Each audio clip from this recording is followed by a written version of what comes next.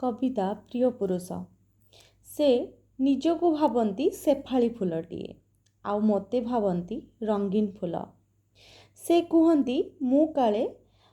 तांको जीवन रे नाली नेलीर रंग भरी देइछि मु कुहे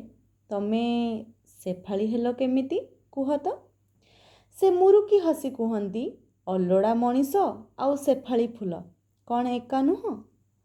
मोर बिसी आंगुलीटा एक होई तांको ओठ माड़ी बसे आउ कुहे